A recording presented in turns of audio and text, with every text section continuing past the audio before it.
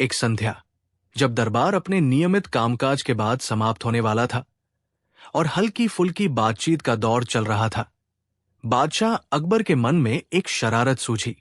वे बीरबल की ओर मुड़े, जिनके चेहरे पर हमेशा की तरह एक शांत और विचारशील मुस्कान थी। बीरबल, अकबर ने गंभीर स्वर में कहा, यद्यपि उनकी आंखों में एक चंचल चमक थी, हमने तुम्हारी बुद्धिमत्ता के अनेक प्रमाण देखे हैं। तुम कठिन से कठिन गुत्थियों को सुलझा देते हो और हमारे हर प्रश्न का संतोषजनक उत्तर देते हो। आज हम तुम्हें एक ऐसी पहेली देना चाहते हैं जिसे सुलझाना शायद तुम्हारे लिए भी आसान न हो। दरबार में उपस्थित सभी दरबारी उत्सुक हो गए। वे जानते थे कि जब बादशाह स्वयं किसी पहेली को कठिन कह रहे हैं तो वो वास्तव में चुनौतीपूर्ण होगी। कुछ दरबारी, जो बीरबल की निरंतर प्रशंसा से मन ही मन ईर्ष्या करते थे, इस उम्मीद में थे कि आज बीरबल अवश्य फंसेंगे। बीरबल ने विनम्रता से सिर झुकाकर कहा, जहांपनाह, आपका हर आदेश सिर आंखों पर। आप अपनी पहेली प्रस्तुत करें, मैं अपनी अल्प बुद्धि से उसे सुलझाने का यथासंभव प्रयास करूंगा। अकबर मुस्कुराए, तो सुनो बीरबल, तुम्हें कल प्रातः सूर्योदय से पहले दरबार में 3 ऐसी चीजें लेकर उपस्थित होना है जो एक हो पर अनेक भी, खाया भी जा सके और पहना भी जा सके, हंसाए भी और रुलाए भी। पहेली सुनकर पूरे दरबार में सन्नाटा छा गया। ये कैसी विचित्र शर्तें थी। ऐसी कौन सी वस्तुएं हो सकती हैं जो इन परस्पर विरोधी गुणों को एक साथ धारण करती हों? दरबारियों ने एक दूसरे की ओर देखा। उनके चेहरों पर अविश्वास और उलझन के भाव थे। कुछ ने तो मन ही मन मान लिया था कि ये पहेली असंभव है। बीरबल ने पहेली को ध्यान से सुना। उनके माथे पर क्षण भर के लिए विचार की रेखाएं उभरी, फिर उनका चेहरा पुनः शांत हो गया। उन्होंने कहा, जहांपनाह, आपकी पहेली अत्यंत गूढ़ है। मैं कल प्रातः सूर्योदय से पूर्व आपके समक्ष इन 3 वस्तुओं के साथ उपस्थित होने का पूरा प्रयास करूंगा। अकबर ने कहा, हमें तुम्हारी प्रतीक्षा रहेगी। बीरबल, ध्यान रहे, यदि तुम असफल रहे तो दरबार में तुम्हें कुछ दिनों के लिए मौन व्रत धारण करना होगा। ये एक हल्की फुल्की सजा थी, पर बीरबल के लिए, जो अपनी वाक्पटुता के लिए जाने जाते थे, ये किसी बड़े दंड से कम नहीं थी। दरबार समाप्त हुआ। सभी दरबारी बीरबल की ओर सहानुभूति और कौतूहल भरी दृष्टि से देखते हुए विदा हुए। बीरबल शांत भाव से अपने घर की ओर चल दिए। उनके मन में अकबर की पहेली घूम रही थी। रात भर बीरबल ने गहन चिंतन किया। उन्होंने विभिन्न वस्तुओं, पदार्थों और विचारों पर मनन किया। पहली शर्त, एक हो पर अनेक भी, उन्हें किसी ऐसी चीज की ओर इशारा कर रही थी जो स्वरूप में एकल हो पर उसके घटक या प्रभाव अनेक हो। दूसरी शर्त, खाया भी जा सके और पहना भी जा सके और भी विचित्र थी। भला ऐसी कौन सी वस्तु हो सकती है? और तीसरी शर्त, हंसाए भी और रुलाए भी, किसी ऐसी भावना या अनुभव की ओर संकेत कर रही थी जो दोहरा प्रभाव डालती हो। उनके घरवाले भी चिंतित थे। बीरबल की पत्नी ने पूछा, क्या बात है स्वामी, आज आप कुछ अधिक ही चिंतित लग रहे हैं। बीरबल ने उन्हें पूरी पहेली बताई। उनकी पत्नी भी सुनकर चकरा गई, पर उन्हें अपने पति की बुद्धिमत्ता पर पूरा भरोसा था। आधी रात बीत चुकी थी। बीरबल अपने अध्ययन कक्ष में टहल रहे थे। अचानक उनके दिमाग में एक विचार कौंधा, फिर दूसरा और फिर तीसरा। धीरे धीरे पहेली की परतें खुलने लगी। उनके चेहरे पर एक विजयी मुस्कान फैल गई। उन्होंने समाधान पा लिया था। अगली सुबह सूर्योदय से कुछ समय पहले ही बीरबल स्नान ध्यान करके तैयार हो गए। उन्होंने 3 वस्तुएं अपने साथ ली और राजमहल की ओर प्रस्थान किया। दरबार में बादशाह अकबर पहले से ही उपस्थित थे। उनके मुख पर उत्सुकता थी। वे देखना चाहते थे कि बीरबल उनकी इस कठिन चुनौती का सामना कैसे करते हैं। दरबारी भी समय से पहले ही आ पहुंचे थे। कोई भी इस रोचक प्रकरण को चूकना नहीं चाहता था। बीरबल ने दरबार में प्रवेश किया और बादशाह को प्रणाम किया। उनके हाथ में 3 अलग अलग चीजें थी, जिन्हें उन्होंने एक कपड़े से ढक रखा था। अकबर ने पूछा, कहो बीरबल, क्या तुम हमारी पहेली का हल खोज पाए? क्या तुम वे 3 वस्तुएं लाए हो? बीरबल ने मुस्कुराते हुए कहा, जी जहांपनाह, आपकी कृपा और ईश्वर की अनुकंपा से मुझे लगता है कि मैं आपकी पहेली का समाधान ले आया हूं। तो प्रस्तुत करो, अकबर ने आदेश दिया। बीरबल ने पहली वस्तु से कपड़ा हटाया। वो एक अनार था। यह है पहली वस्तु, जहांपनाह, बीरबल ने कहा। ये एक है, पर अनेक भी। एक संपूर्ण फल के रूप में ये एक है, किंतु इसके भीतर अनगिनत छोटे छोटे रस भरे दाने हैं, जो अनेकता का प्रतीक है। दरबार में उपस्थित सभी लोग बीरबल की इस व्याख्या से प्रभावित हुए। अनार वास्तव में इस शर्त पर खरा उतरता था। अकबर ने भी सहमति में सिर हिलाया। फिर बीरबल ने दूसरी वस्तु से कपड़ा हटाया। वो एक लौंग थी।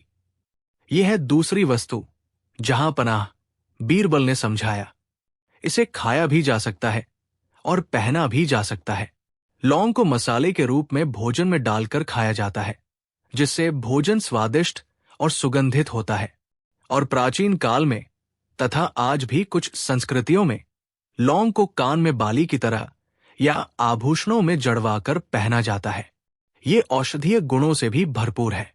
ये सुनकर दरबारी और भी चकित रह गए। लौंग के बारे में इस तरह से किसी ने सोचा भी नहीं था।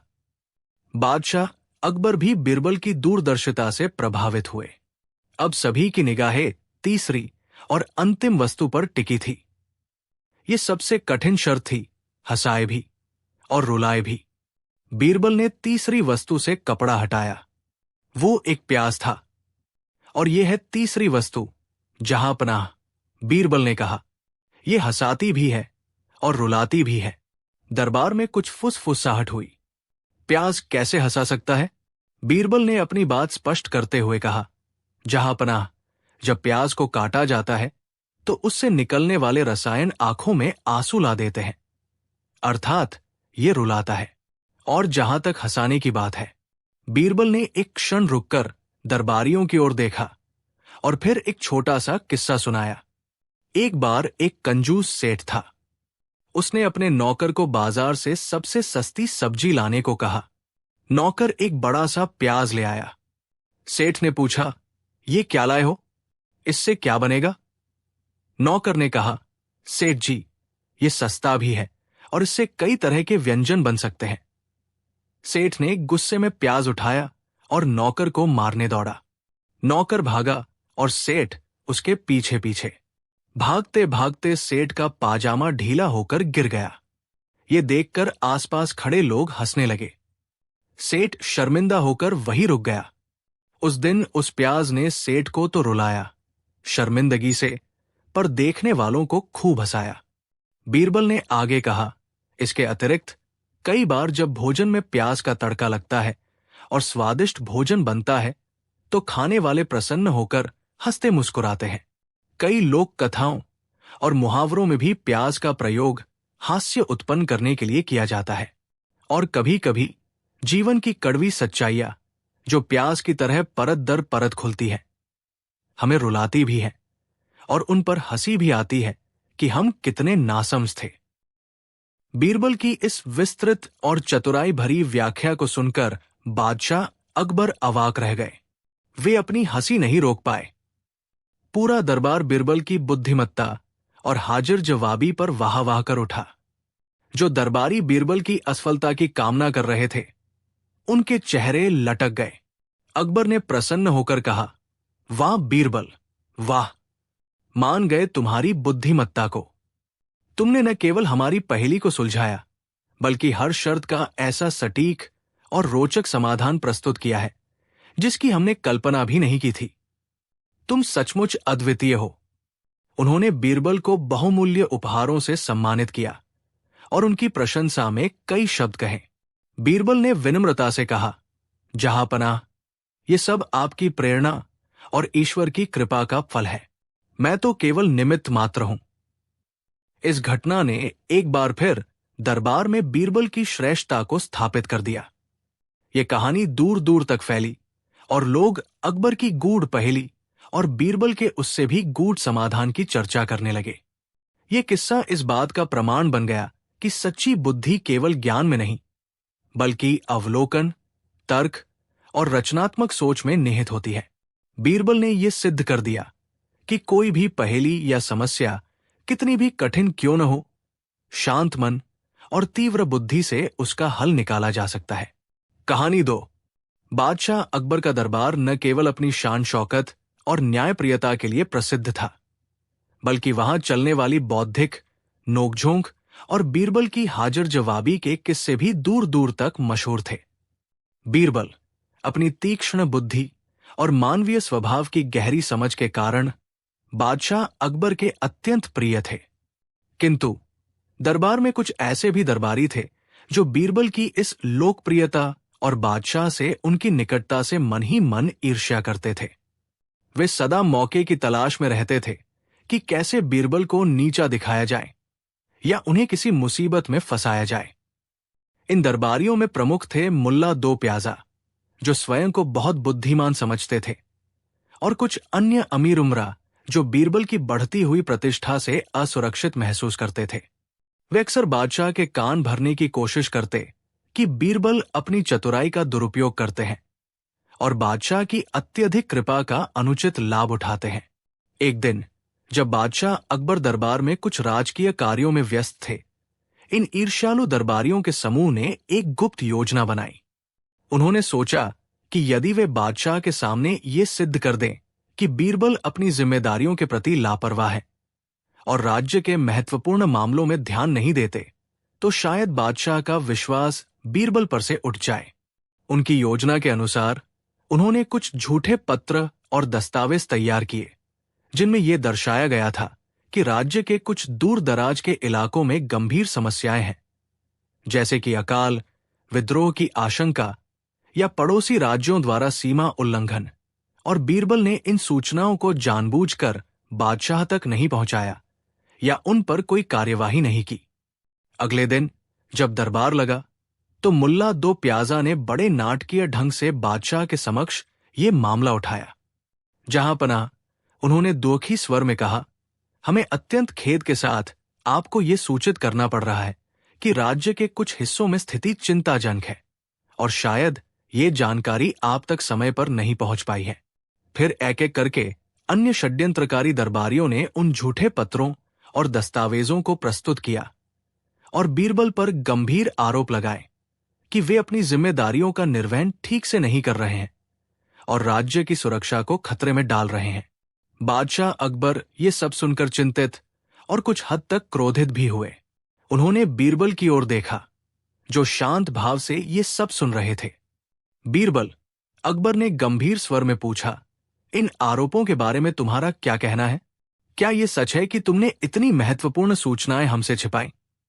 बीरबल जानते थे कि ये उनके खिलाफ एक सोची समझी साजिश है। उन्होंने क्षण भर के लिए उन दरबारियों की ओर देखा, जिनके चेहरों पर एक कुटिल मुस्कान थी, मानो वे अपनी योजना सफल होते देख रहे हों। बीरबल ने अत्यंत विनम्रता से उत्तर दिया, जहां पनाह, मुझ पर लगाए गए ये आरोप अत्यंत गंभीर हैं। मैं आपसे केवल इतना अनुरोध करता हूं कि मुझे इन आरोपों की सत्यता की जांच करने और अपना पक्ष रखने के लिए थोड़ा समय दिया जाए।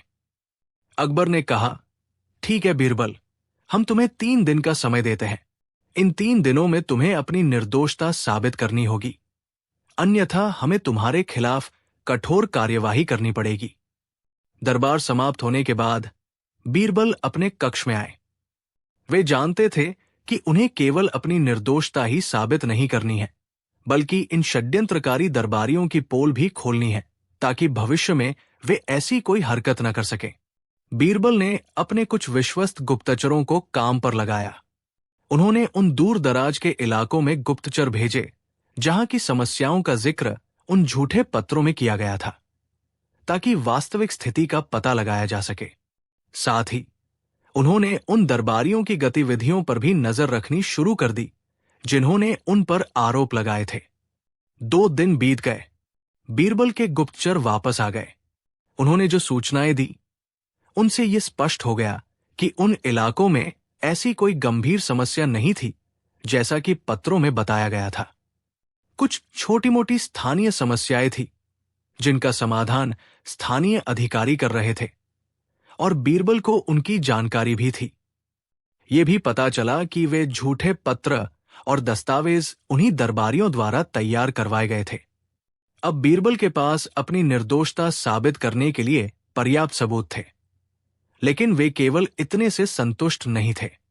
वे चाहते थे कि इन दरबारियों को उनके किए की सजा मिले और बादशाह के सामने उनकी असलियत उजागर हो। उन्होंने एक योजना बनाई। तीसरे दिन जब दरबार लगा तो सभी की निगाहें बीरबल पर टिकी थी। षड्यंत्रकारी दरबारी मन ही मन प्रसन्न थे। उन्हें विश्वास था कि बीरबल अपनी निर्दोषता साबित नहीं कर पाएंगे। बीरबल ने बादशाह के समक्ष उपस्थित होकर कहा, जहांपनाह, मैंने उन सभी आरोपों की गहन जांच की है जो मुझ पर लगाए गए थे।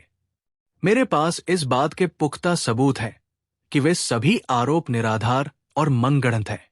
फिर बीरबल ने अपने गुप्तचरों द्वारा लाई गई वास्तविक रिपोर्टें और उन इलाकों के स्थानीय अधिकारियों के पत्र प्रस्तुत किए, जिनसे ये सिद्ध हो गया कि वहां कोई गंभीर संकट नहीं था।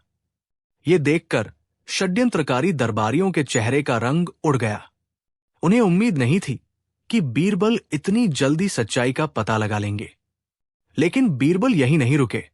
उन्होंने कहा, जहांपनाह, ये केवल मेरी निर्दोषता का सवाल नहीं है, ये राज्य की सुरक्षा और आपके प्रति निष्ठा का भी सवाल है।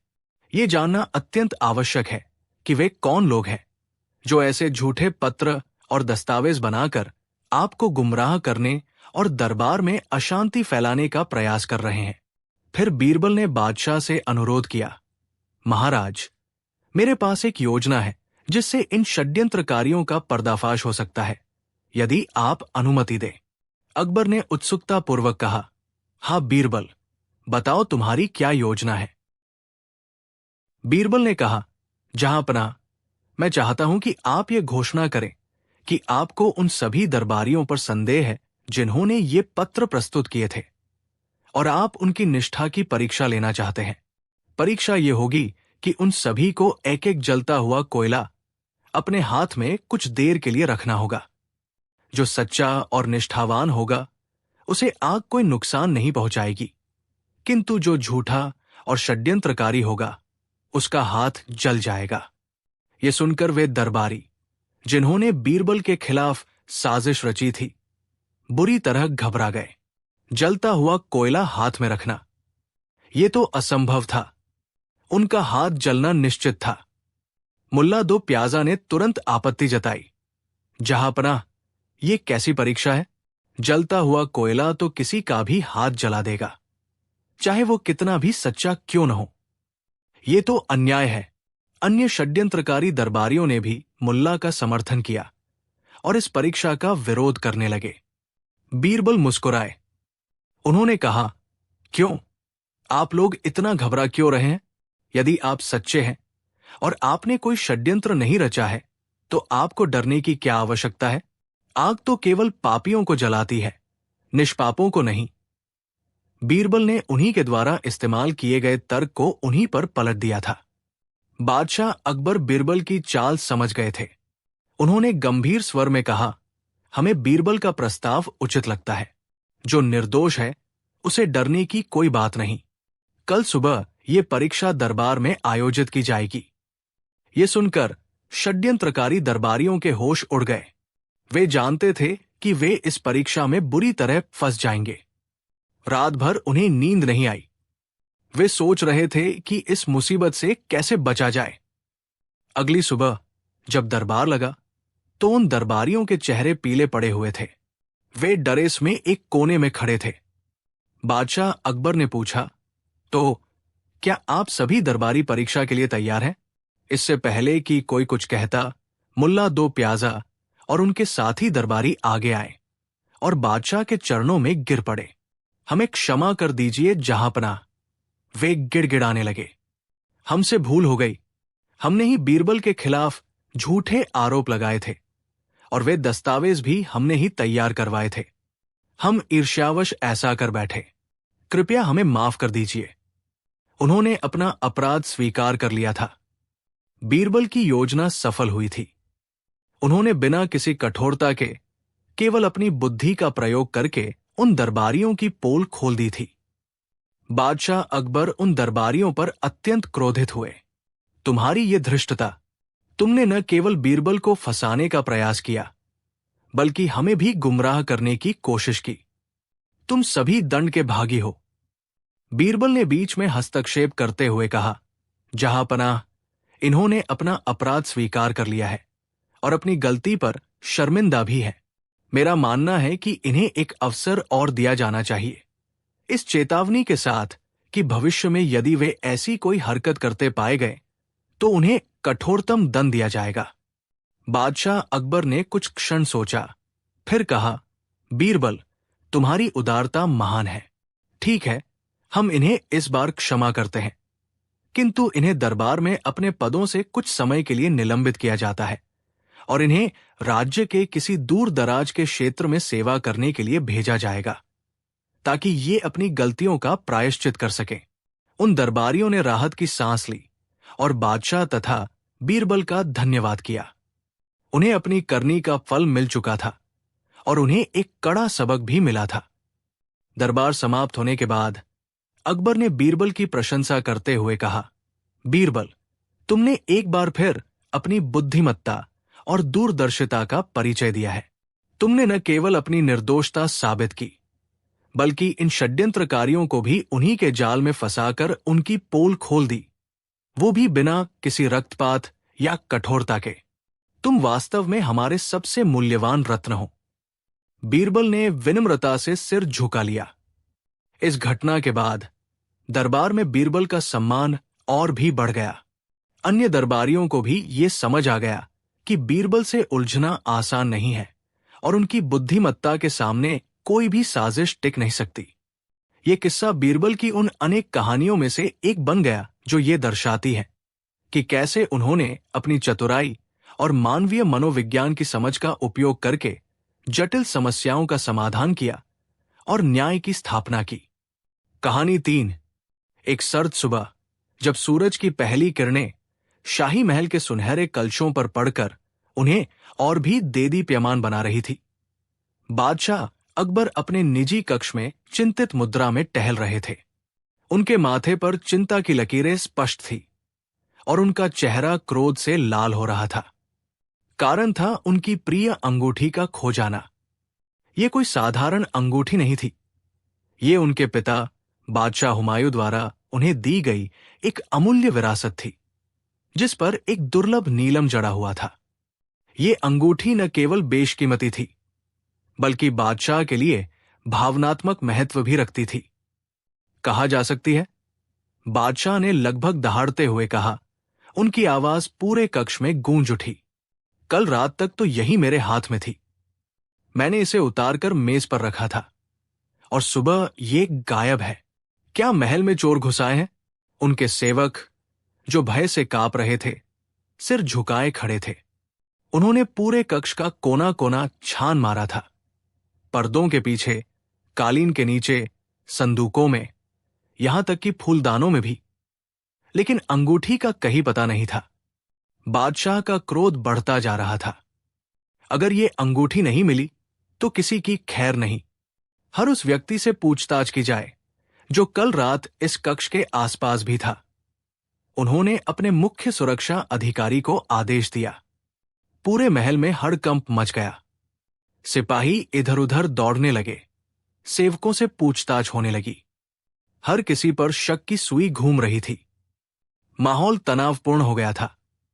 कुछ दरबारियों ने, जो बीरबल से ईर्ष्या रखते थे, मन ही मन सोचा कि ये बीरबल की बुद्धिमत्ता की परीक्षा का अच्छा अवसर है। दोपहर तक जब अंगूठी का कोई सुराग नहीं मिला तो बादशाह अकबर की बेचैनी और बढ़ गई। उन्होंने तुरंत बीरबल को बुलवाने का आदेश दिया। बीरबल, जो अपने शांत स्वभाव और गहरी अंतर्दृष्टि के लिए जाने जाते थे, बादशाह के सम्मुख उपस्थित हुए। उन्होंने बादशाह के क्रोधित चेहरे और कक्ष की अस्त व्यस्त स्थिति को देखा और तुरंत मामले की गंभीरता को समझ लिया। आदाब, जहांपनाह, बीरबल ने झुककर कहा। आपने मुझे याद किया? बीरबल, बादशाह की आवाज में निराशा और गुस्सा दोनों थे। मेरी पसंदीदा अंगूठी, जो मेरे पिता की निशानी है, खो गई है। सुबह से पूरा महल छान मारा गया है, लेकिन उसका कहीं पता नहीं। मुझे शक है कि इसे किसी ने चुरा लिया है।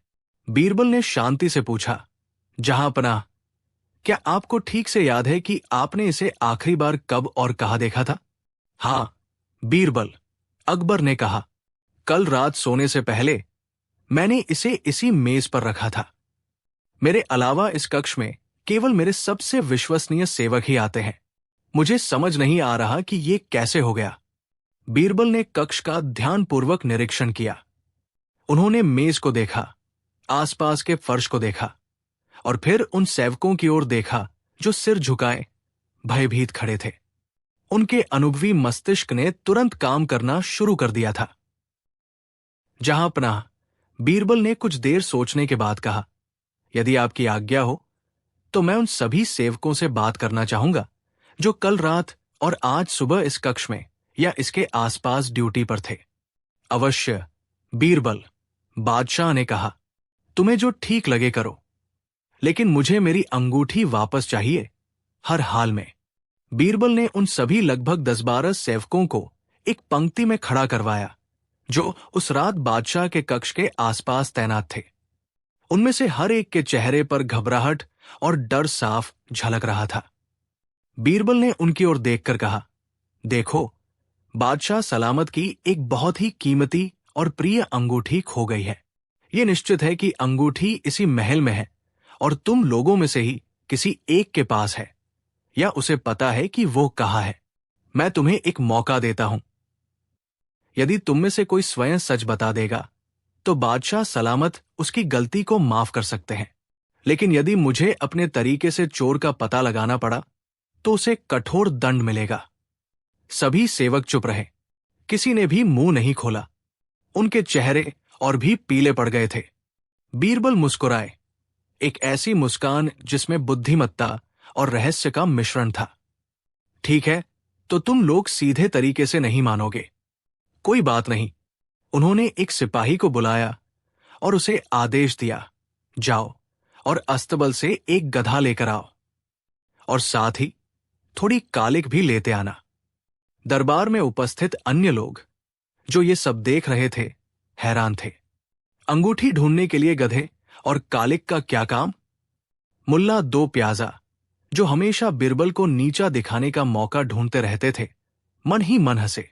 लगता है आज बीरबल की सारी अक्ल घास चरने चली गई है। उन्होंने धीरे से अपने पास खड़े एक अमीर से कहा। कुछ ही देर में सिपाही एक गधे को लेकर उपस्थित हुआ, जिसके पीछे एक अन्य सेवक कालिक का बर्तन लिए खड़ा था। बीरबल ने उस गधे को कक्ष के बीच में खड़ा करवाया। फिर उन्होंने कालिक लेकर स्वयं अपने हाथों से गधे की पूंछ पर अच्छी तरह से पोत दी, जब तक कि वो पूरी तरह काली और चिपचिपी न हो गई। अब बीरबल उन भयभीत सेवकों की ओर मुड़े और बोले, देखो, ये कोई साधारण गधा नहीं है। ये एक जादुई गधा है जो चोर को पहचानता है। मैं तुम सभी को एक एक करके इस अंधेरे छोटे कमरे में भेजूंगा जहां ये गधा खड़ा है। तुम्हें अंदर जाकर इस गधे की पूंछ पकड़नी है।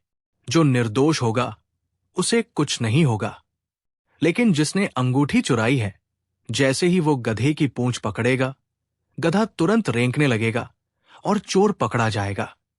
उन्होंने पास के एक छोटे अंधेरे भंडार कक्ष की ओर इशारा किया जहां गधे को ले जाया गया था। सेवकों में कानाफूसी होने लगी। वे और भी डर गए। जादुई गधा? क्या सच में ऐसा हो सकता है?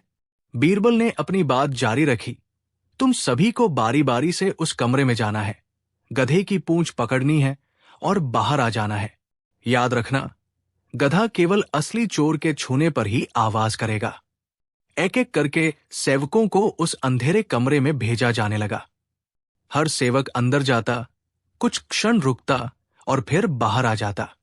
बाहर आने पर बीरबल हर सेवक के हाथों को ध्यान से देखते। कमरे में अंधेरा होने के कारण किसी को कुछ दिखाई नहीं दे रहा था। केवल गधे की उपस्थिति का एहसास था। सभी सेवक बारी बारी से अंदर जाकर बाहर आ गए, लेकिन गधे ने एक बार भी आवाज नहीं की। बादशाह अकबर कुछ अधीर होने लगे। बीरबल, ये क्या हो रहा है? गधा तो बोला ही नहीं। क्या इसका मतलब है कि इनमें से कोई चोर नहीं है? बीरबल मुस्कुराए। जहांपनाह, थोड़ा धैर्य रखें, चोर अभी पकड़ा जाएगा। उन्होंने सभी सेवकों को फिर से एक पंक्ति में खड़ा होने का आदेश दिया। अब तुम सभी अपने अपने हाथ मेरे सामने करो, हथेलियां ऊपर की ओर। सभी सेवकों ने डरते डरते अपने हाथ आगे बढ़ा दिए। बीरबल एक एक सेवक के हाथों को ध्यान से देखने लगे। जैसे ही वे एक विशेष सेवक के पास पहुंचे, उनके चेहरे पर विजयी मुस्कान फैल गई। उस सेवक के हाथ बिल्कुल साफ थे, उन पर कालिक का एक भी निशान नहीं था, जबकि बाकी सभी सेवकों के हाथों पर थोड़ी बहुत कालिक लगी हुई थी। यही है चोर, जहांपनाह, बीरबल ने उस सेवक की ओर इशारा करते हुए घोषणा की। वो सेवक थरथर कांपने लगा और तुरंत बादशाह के पैरों में गिर पड़ा। मुझे माफ कर दीजिए हुजूर, मुझसे गलती हो गई। मैंने अंगूठी नहीं चुराई, वो तो। चुप रहो, बीरबल ने कहा। पहले ये बताओ कि तुम्हारे हाथों पर कालिक क्यों नहीं है, जबकि बाकी सबके हाथों पर है। वो सेवक रोने लगा। मैंने डर के मारे गधे की पूंछ को छुआ ही नहीं। मुझे लगा कि अगर मैंने छुआ और गधा रेंग पड़ा तो मैं पकड़ा जाऊंगा। दरबार में उपस्थित सभी लोग बीरबल की बुद्धिमत्ता देखकर दंग रह गए। बादशाह अकबर भी आश्चर्यचकित थे, लेकिन उनके चेहरे पर अब संतोष की मुस्कान थी। बीरबल, ये तुमने कैसे किया? बादशाह ने पूछा। ये गधा तो जादुई नहीं था। बीरबल ने समझाया। नहीं जहांपनाह, ये कोई जादुई गधा नहीं था। ये तो एक साधारण गधा था। चाल ये थी कि मैंने सभी को बताया कि चोर के पूंछ छूने पर गधा आवाज करेगा। जो निर्दोष थे, उन्हें डरने की कोई बात नहीं थी, इसलिए उन्होंने अंधेरे में जाकर निडरता से गधे की पूंछ को छुआ और उनके हाथों में कालिख लग गई। लेकिन असली दोषी, जिसे ये डर था कि गधा सचमुच उसे पहचान लेगा और रेंकने लगेगा, उसने पकड़े जाने के डर से गधे की पूंछ को छुआ ही नहीं, इसलिए उसके हाथ साफ रह गए। वाह बीरबल, वाह! बादशाह अकबर ने प्रसन्नता से कहा। तुम्हारी बुद्धिमानी का कोई जवाब नहीं। फिर वे उस सेवक की ओर मुड़े। अब बताओ, अंगूठी कहाँ है और तुमने उसे क्यों उठाया? सेवक ने कांपते हुए कहा। हुजूर, मैंने अंगूठी चुराई नहीं थी। कल रात जब मैं आपके कक्ष की सफाई कर रहा था, तो अंगूठी मेज से गिरकर मेरे पैरों के पास आ गई थी। मैंने उसे उठाया और सोचा कि आपको वापस कर दूंगा, लेकिन तभी मुझे लगा कि यदि मैंने कहा कि ये मुझे मिली है, तो कहीं आप मुझ पर ही चोरी का इल्जाम न लगा दे। डर के मारे मैंने उसे अपने पास रख लिया, और आज सुबह जब हंगामा हुआ तो मैं और भी डर गया। मैंने उसे अपने बिस्तर के नीचे छिपा दिया है। सिपाहियों को तुरंत भेजा गया और कुछ ही देर में वे अंगूठी लेकर लौट आए। बादशाह अकबर ने अपनी प्रिय अंगूठी को देखा तो उनके चेहरे पर खुशी की लहर दौड़ गई। उन्होंने उसे अपने हाथ में पहना और बीरबल की ओर कृतज्ञता भरी दृष्टि से देखा। बीरबल, बादशाह ने कहा, तुमने एक बार फिर साबित कर दिया कि तुम सा बुद्धिमान और चतुर व्यक्ति इस सल्तनत में कोई दूसरा नहीं है।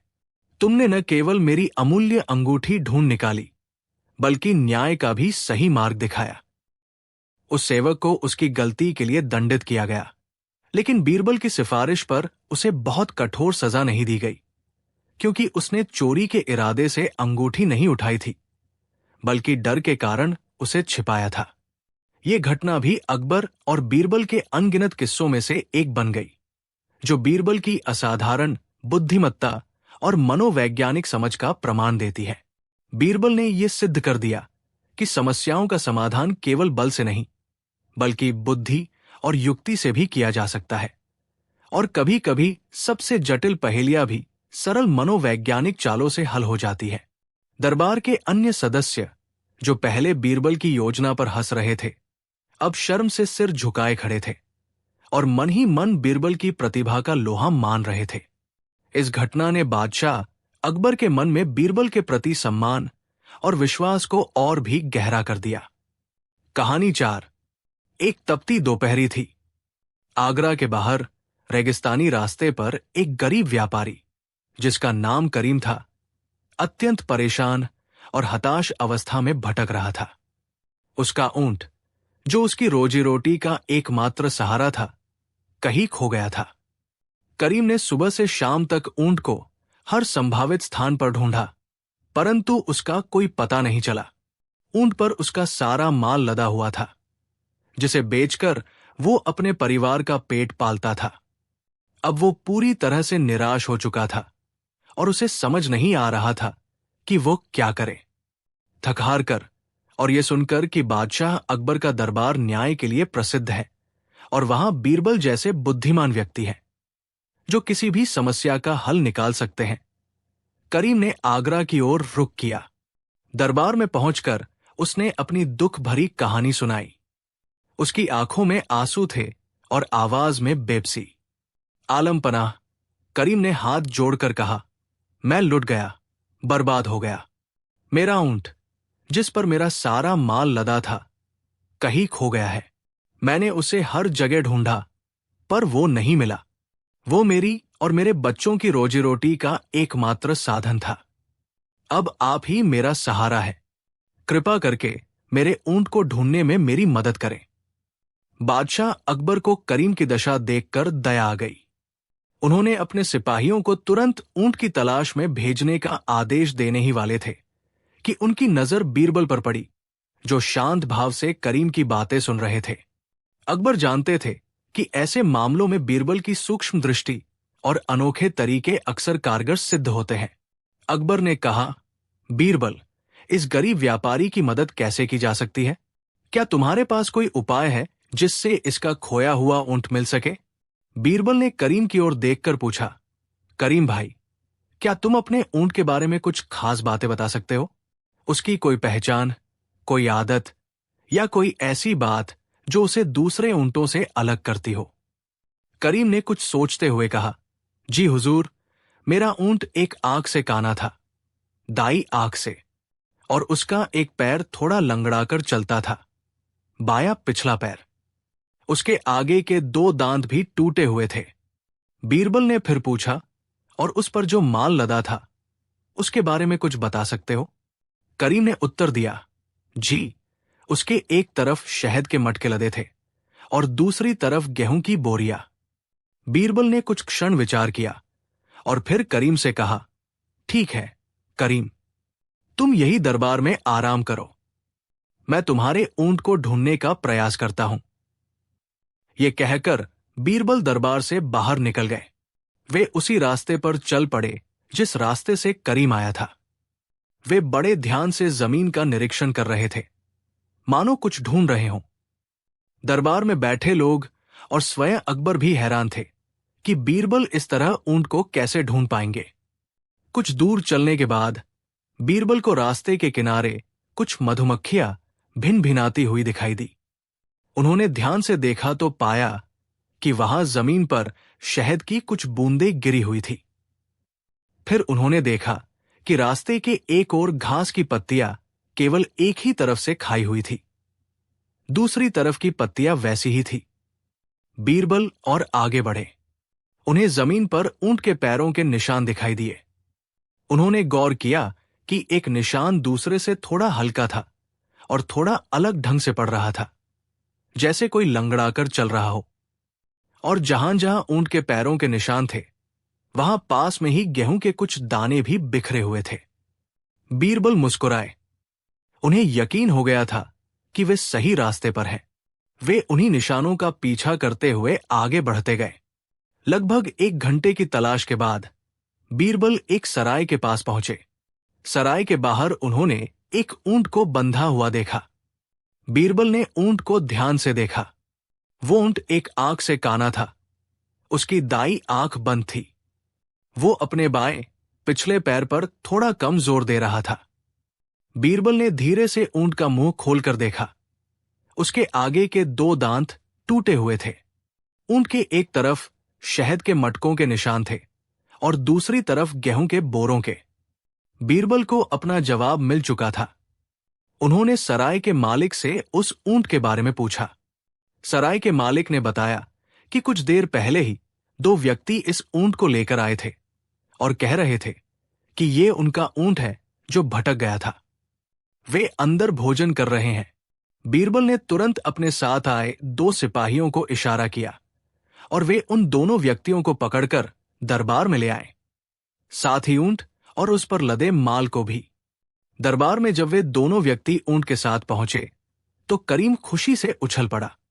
यही है मेरा ऊंट, हुजूर, वो चिल्लाया।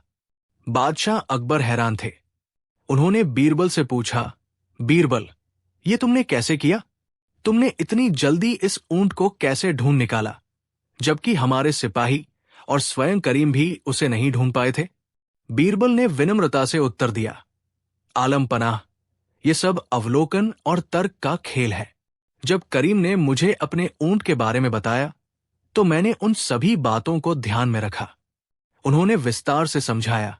जब मैं उस रास्ते पर गया तो मुझे एक जगह शहद की बूंदें गिरी हुई मिली। इससे मुझे पता चला कि ऊंट उस रास्ते से गुजरा है और उसके एक तरफ शहद लदा था। फिर मैंने देखा कि रास्ते के किनारे की घास केवल एक ही तरफ से खाई हुई थी। इसका अर्थ था कि ऊंट एक आंख से अंधा होगा, तभी वो केवल वही घास देख और खा पाया जो उसकी सही आंख की तरफ थी। करीम ने बताया था कि उसका ऊंट दाई आंख से काना है और घास भी बाई ओर की ही खाई हुई थी, जो इस बात की पुष्टि करता था। बीरबल ने आगे कहा, फिर मैंने जमीन पर ऊंट के पैरों के निशान देखे। एक निशान दूसरे से हल्का था और अलग ढंग से पड़ रहा था, जिससे पता चला कि ऊंट एक पैर से लंगड़ाता है। करीम ने बताया था कि उसका ऊंट बाएं पिछले पैर से लंगड़ाता है और निशान भी इसी ओर संकेत कर रहे थे। और जहां जहां पैरों के निशान थे वहां गेहूं के कुछ दाने भी बिखरे हुए थे, जिससे यह भी पुष्टि हो गई कि ऊंट पर गेहूं लदा था। इन सभी सुरागों को जोड़ते हुए मैं आगे बढ़ता गया और अंततः सराय तक पहुंच गया, जहां मुझे ये ऊंट और इसे चुराने वाले ये 2 व्यक्ति मिल गए। बीरबल ने उन दोनों व्यक्तियों की ओर इशारा करते हुए कहा, ये दोनों अवश्य ही चोर हैं जिन्होंने करीम के ऊंट को चुराया है। जब मैंने इनसे ऊंट के बारे में पूछा तो ये उसकी कोई भी खास पहचान नहीं बता पाए जो करीम ने बताई थी। बादशाह अकबर और सभी दरबारी बीरबल की बुद्धिमत्ता और उनकी सूक्ष्म अवलोकन शक्ति से चकित रह गए। उन्होंने कितनी सरलता से छोटे छोटे सुरागों को जोड़कर एक बड़ी समस्या का समाधान कर दिया था। उन दोनों चोरों ने भी अपना अपराध स्वीकार कर लिया। उन्होंने बताया कि उन्हें रास्ते में ऊंट अकेला मिला और लालच में आकर वे उसे हाँक ले गए। बादशाह अकबर ने आदेश दिया कि चोरों को उचित दंड दिया जाए और ऊंट तथा उसका सारा माल करीम को लौटा दिया जाए। करीम की आंखों में खुशी के आंसू थे। उसने बीरबल के पैर पकड़ लिए और कहा, बीरबल जी, आप मेरे लिए फरिश्ता बनकर आए हैं। आपकी बुद्धिमत्ता ने मेरा सब कुछ उजड़ने से बचा लिया। मैं आपका ये उपकार जीवन भर नहीं भूलूंगा। बीरबल ने उसे उठाकर गले लगा लिया और कहा, यह मेरा कर्तव्य था। करीम भाई, प्रसन्नता इस बात की है कि तुम्हें तुम्हारी अमानत वापस मिल गई। बादशाह अकबर ने बीरबल की पीठ थपथपाते हुए कहा, बीरबल, आज तुमने एक बार फिर सिद्ध कर दिया कि तुम्हारी बुद्धि का कोई सानी नहीं। तुमने न केवल एक गरीब की मदद की, बल्कि हमें यह भी सिखाया कि यदि हम अपने आसपास की चीजों को ध्यान से देखें और उन पर तर्कपूर्ण ढंग से विचार करें तो बड़ी से बड़ी गुत्थियां भी सुलझाई जा सकती है। तुम्हारा दिमाग वास्तव में अद्भुत है। उस दिन के बाद बीरबल ने कैसे पाया खोया हुआ ऊंट का किस्सा पूरे आगरा में फैल गया। ये कहानी लोगों को ये सिखाती थी कि अवलोकन शक्ति, तार्किक सोच और छोटी छोटी बातों पर ध्यान देना कितना महत्वपूर्ण होता है। बीरबल ने यह दर्शा दिया था कि समस्याओं का समाधान हमेशा बड़े और जटिल उपायों में नहीं, बल्कि कभी कभी सरल और सूक्ष्म प्रेक्षणों में छिपा होता है। कहानी 5। एक दिन जब दरबार खचाखच भरा हुआ था और राज्य के विभिन्न मामलों पर चर्चा चल रही थी, बादशाह अकबर के मन में बीरबल की एक कठिन परीक्षा लेने का विचार आया। वे देखना चाहते थे कि क्या बीरबल हर परिस्थिति में अपनी चतुराई और धैर्य बनाए रख सकते हैं। अकबर ने गंभीर मुद्रा धारण करते हुए कहा, बीरबल, हम तुम्हारी बुद्धिमत्ता और निष्ठा के कायल हैं। तुमने अनेक अवसरों पर अपनी योग्यता का प्रमाण दिया है, लेकिन आज हम तुम्हारी एक ऐसी परीक्षा लेना चाहते हैं जो शायद तुम्हारी अब तक की सबसे कठिन परीक्षा होगी। दरबार में सन्नाटा छा गया। सभी दरबारी उत्सुकता से देखने लगे कि बादशाह क्या कहने वाले हैं। बीरबल ने शांत भाव से सिर झुकाकर कहा, जहांपनाह, आपकी हर आज्ञा शिरोधार्य है। आप जो भी परीक्षा लेना चाहें, मैं उसके लिए प्रस्तुत हूं। बादशाह अकबर मुस्कुराए, एक रहस्यमयी मुस्कान। ठीक है बीरबल, तो सुनो, तुम्हें 3 ऐसे काम करने हैं जो असंभव प्रतीत हो। पहला, तुम्हें हमें एक ऐसा समाचार सुनाना है जो 100% सच हो, लेकिन जिस पर कोई विश्वास न करे। दूसरा, तुम्हें हमें एक ऐसा समाचार सुनाना है जो 100% झूठ हो, लेकिन जिस पर सभी तुरंत विश्वास कर लें। और तीसरा, तुम्हें हमें न तो सच बोलना है और न ही झूठ, फिर भी अपनी बात कहनी है। यह सुनकर दरबार में कानाफूसी होने लगी। ये कैसी शर्तें थी? एक ही समय में सच भी हो और अविश्वसनीय भी, झूठ भी हो और विश्वसनीय भी, और न सच न झूठ फिर भी बात कहना। ये तो लगभग असंभव था। कई दरबारी जो बीरबल से ईर्ष्या रखते थे, मन ही मन प्रसन्न हुए। उन्हें लगा कि इस बार बीरबल अवश्य फंसेंगे और बादशाह की नजरों में उनकी प्रतिष्ठा कम हो जाएगी। बीरबल ने एक क्षण के लिए आंखें मूंदी, जैसे बादशाह की शर्तों पर गंभीरता से विचार कर रहे हों। फिर उन्होंने मुस्कुराते हुए कहा, जहांपनाह, आपकी शर्तें अत्यंत गूढ़ और चुनौतीपूर्ण हैं। मुझे इन तीनों कार्यों को पूरा करने के लिए कुछ समय और थोड़ी तैयारी की आवश्यकता होगी। यदि आप मुझे कल सुबह तक का समय दें, तो मैं आपकी आज्ञा का पालन करने का पूरा प्रयास करूंगा। बादशाह अकबर ने सहमति में सिर हिलाया। ठीक है बीरबल, हम तुम्हें कल सुबह तक का समय देते हैं, लेकिन याद रखना, यदि तुम असफल हुए तो तुम्हें दरबार में सार्वजनिक रूप से स्वीकार करना होगा कि कुछ पहेलियां ऐसी भी हैं जिन्हें बीरबल नहीं सुलझा सकता।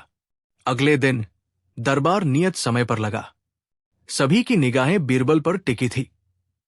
बादशाह अकबर भी उत्सुकता से प्रतीक्षा कर रहे थे। बीरबल ने अदब से बादशाह को सलाम किया। जहांपनाह, आपकी आज्ञा के अनुसार मैं प्रस्तुत हूं। तो बीरबल, बादशाह ने कहा, क्या तुम हमारी पहली शर्त पूरी करने के लिए तैयार हो? हमें वो समाचार सुनाओ जो 100% सच हो, लेकिन जिस पर कोई विश्वास न करे। बीरबल ने एक गहरी सांस ली और कहा, जहांपनाह, समाचार यह है कि इस दरबार में उपस्थित लगभग सभी दरबारी मन ही मन आपसे और आपकी सल्तनत से ईर्ष्या करते हैं और मौके की तलाश में रहते हैं कि कब आपको और आपके प्रियजनों को नुकसान पहुंचा सके। वे आपकी प्रशंसा केवल आपके सामने करते हैं, पीठ पीछे वे आपकी बुराई करने से नहीं चूकते। ये सुनते ही दरबार में हड़कंप मच गया। सभी दरबारी एक दूसरे का मुंह देखने लगे। कुछ के चेहरे गुस्से से लाल हो गए, तो कुछ शर्मिंदगी से सिर झुकाए खड़े थे। कई दरबारी एक साथ चिल्लाने लगे, ये सरासर झूठ है। हम जहांपनाह के वफादार सेवक हैं। बीरबल हमें बदनाम करने की कोशिश कर रहे हैं। बादशाह अकबर भी कुछ क्षण के लिए अवाक रह गए। बीरबल ने जो कहा था वो अत्यंत कठोर और अप्रिय सत्य था। वे जानते थे कि दरबार में चापलूसों और ईर्ष्यालु लोगों की कमी नहीं है, लेकिन इस तरह खुलेआम ये बात कहना बहुत बड़ा साहस का काम था। और जैसा कि बीरबल ने कहा था, ये समाचार सच होते हुए भी कोई इस पर, विशेषकर दरबारी, विश्वास करने को तैयार नहीं था। कम से कम सार्वजनिक रूप से तो बिल्कुल नहीं। बादशाह ने स्थिति को संभालते हुए कहा, शांत हो जाइए। बीरबल ने हमारी पहली शर्त पूरी कर दी है। उन्होंने एक ऐसा सत्य कहा है जिस पर आप में से कोई भी कम से कम खुले तौर पर विश्वास नहीं करना चाहता। दरबारी चुप हो गए, लेकिन उनके चेहरों पर अभी भी रोष और असंतोष का भाव था। अब बादशाह ने कहा, ठीक है बीरबल, अब हमारी दूसरी शर्त, हमें एक ऐसा समाचार सुनाओ जो 100% झूठ हो, लेकिन जिस पर सभी तुरंत विश्वास कर लें। बीरबल मुस्कुराए। जहांपनाह, समाचार यह है कि कल रात मैंने स्वप्न में देखा कि हमारे पड़ोसी राज्य के राजा सूर्यभान अपनी विशाल सेना के साथ हमारी सल्तनत पर आक्रमण करने की योजना बना रहे हैं। वे अगले पूर्णिमा को ही हमला करने वाले हैं। ये सुनते ही दरबार में खलबली मच गई। राजा सूर्यभान हालांकि पड़ोसी थे, लेकिन उनके साथ अकबर के संबंध बहुत अच्छे नहीं थे। उनमें हमेशा एक अव्यक्त तनाव बना रहता था। आक्रमण की खबर भले ही स्वप्न पर आधारित हो, सभी को चिंतित करने के लिए काफी थी। एक वरिष्ठ मंत्री तुरंत बोले, जहांपनाह, ये अत्यंत गंभीर समाचार है। हमें तुरंत सीमाओं पर सुरक्षा कड़ी कर देनी चाहिए और अपनी सेना को तैयार रहने का आदेश देना चाहिए। बीरबल का स्वप्न व्यर्थ नहीं हो सकता, इसमें कोई गूढ़ संकेत अवश्य होगा। दूसरे दरबारी भी हां में हां मिलाने लगे। हां जहांपनाह, हमें कोई जोखिम नहीं लेना चाहिए, तैयारी में कोई कमी नहीं रहनी चाहिए। बीरबल शांत खड़े मुस्कुरा रहे थे। बादशाह अकबर ने कुछ देर तक दरबारियों की प्रतिक्रिया देखी और फिर बीरबल की ओर मुड़े। बीरबल, तुमने ये कैसे जाना कि यह समाचार झूठ है?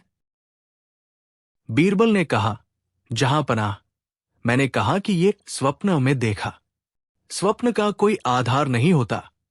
और जहां तक राजा सूर्यभान की बात है, मेरे गुप्तचरों ने कल ही सूचना दी है कि वे अपने राज्य में एक बड़े धार्मिक अनुष्ठान में व्यस्त है और अगले कई सप्ताह तक उनके कहीं जाने की कोई संभावना नहीं है।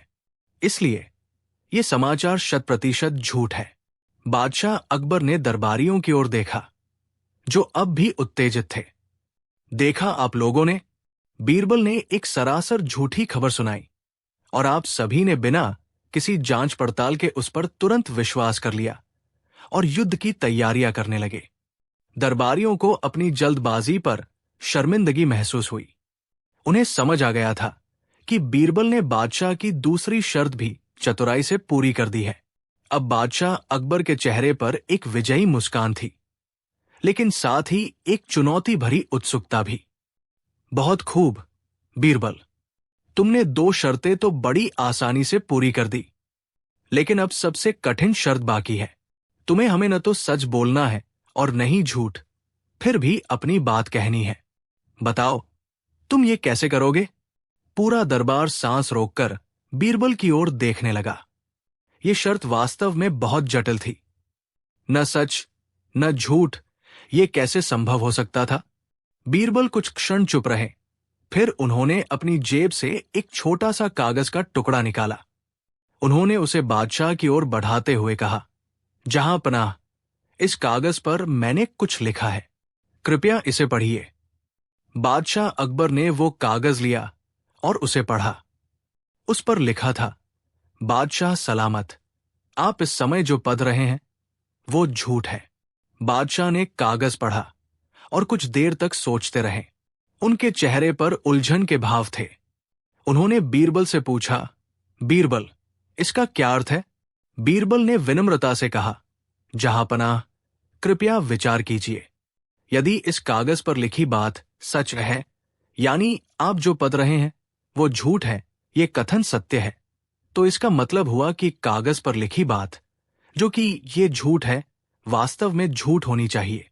और यदि कागज पर लिखी बात झूठ है, यानी आप जो पढ़ रहे हैं वो झूठ है, ये कथन असत्य है, तो इसका मतलब हुआ कि कागज पर लिखी बात, जो कि ये झूठ है, वास्तव में सच होनी चाहिए।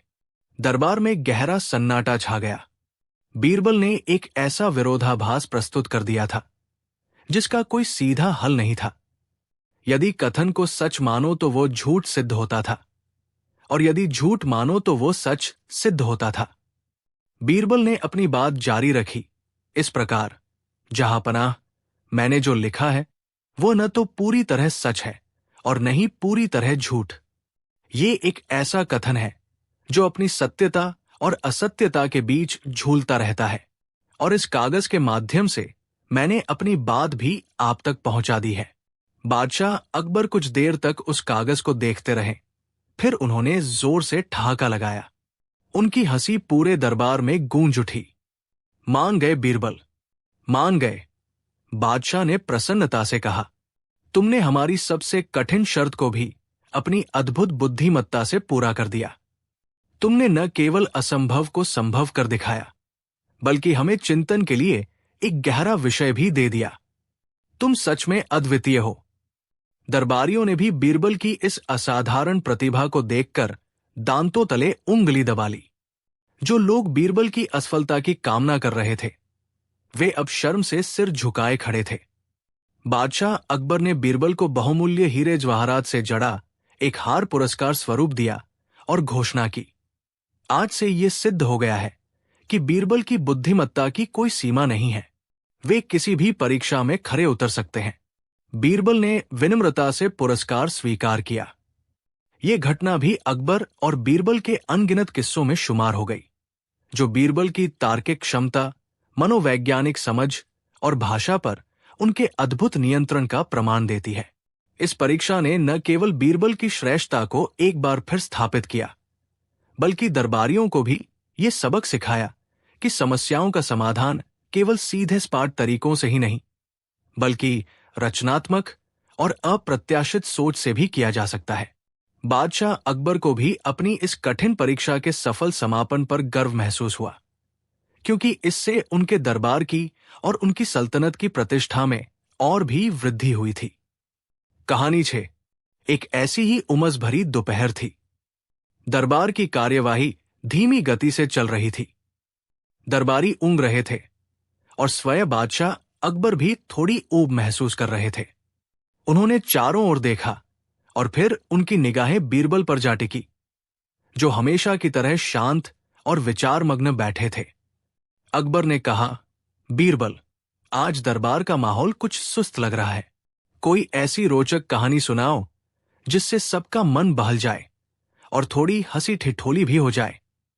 बीरबल मुस्कुराए। वे जानते थे कि बादशाह क्या चाहते हैं। उन्होंने कहा, जहांपनाह, आपकी आज्ञा सिर आंखों पर। मैं आपको एक ऐसी कहानी सुनाता हूं जो शायद आपको और सभी दरबारियों को गुदगुदाएगी। सभी दरबारी उत्सुक हो गए। बीरबल की कहानियां हमेशा ही कुछ खास होती थी। उनमें हास्य के साथ साथ कोई न कोई गहरी सीख भी छिपी होती थी।